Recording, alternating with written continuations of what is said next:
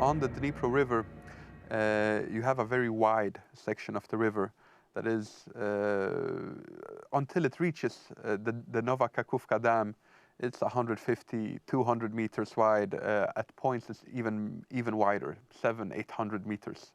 At such points, it's practically impossible to cross it. So, for example, we have heard a lot about the Zaporizhia nuclear power plant during this conflict. And it is located behind this very wide section reservoir of the Dnipro River, making it practically impossible to cross from the other side. However, once you reach to the small town of Nowa Kachowka, and where the Nowa Kachowka Dam is located, where the dam gates were located, suddenly downstream from the dam, the Dnipro River becomes much more narrow, and it is a place where you could say it splits up into many small rivers just before reaching the Black Sea. But if you blow up the dam, then all of these rivers practically turn into one river, and the area gets as wide as it is further upstreams.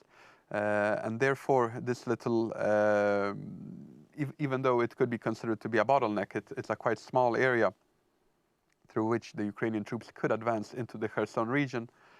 Now, I won't say it has been made impossible, because the Ukrainian army has surprised us on many occasions throughout this war, but certainly crossing the river in that area has become much more difficult now, meaning that the Russian army can rotate out, not just rotate out, but they can simply move some troops from that area of the front, send them to northern Zaporizhia, or even further east to Bakhmut, for example, to reinforce the Russian defenses there, as it was always expected that the main strike of this summer counteroffensive from Ukraine will come in that region. So simply the Russians are trying to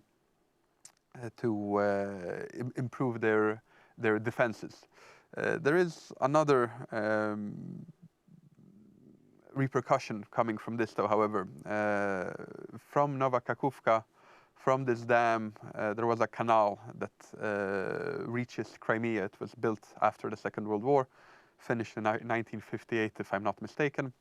And through this canal, potable drinking water has been reaching the Crimean Peninsula ever since. The Crimean Peninsula, just as California or some other parts of the world, have had enormous problems for decades, but they have become worse in recent years with drought, and there is simply a lack of drinking water, and they have received practically all of it through this canal from Nowa Kachowka.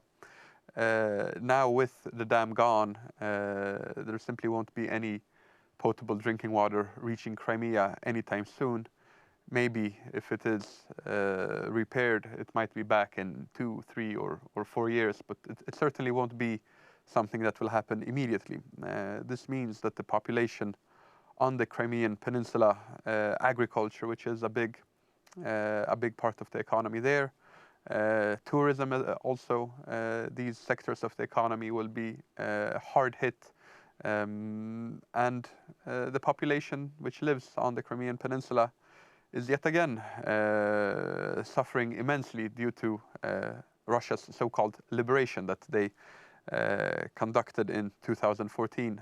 Naturally, they claimed back then that this was a referendum by the local authorities in Crimea, but we know that simply this referendum, this vote that took place in the regional parliament, it was done against the will of the local representatives that were simply voting under gunpoint. So yes, a very strange referendum. This has been admitted since. The man that was practically very much responsible for the operation, Igor, initially he called himself Strelkov, but later it was revealed that his real name was Igor Girkin, a Russian GRU, that is the military intelligence agent who had been sent to Crimea with the mission to make the local regional parliament to vote under gunpoint. Later he was sent to, after the annexation of Crimea had happened, he was also sent to the Donbass area, where he launched really the armed uprising that was naturally directed from Moscow since day one. He launched it in the city of Slavyansk, a city which is 40 or 50 kilometers behind the front lines of Bakhmut today.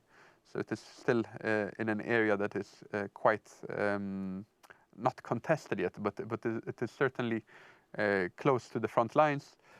Adam, the clock in the corner of the room is winking at me, so I'm afraid we must pause there, but we'll pick it up next time. I've had to interrupt Adam almost in mid-sentence, but fear not. If you join us next time, as we hope you will, we'll continue the story here on Poland Daily History. In the meantime, thank you for watching.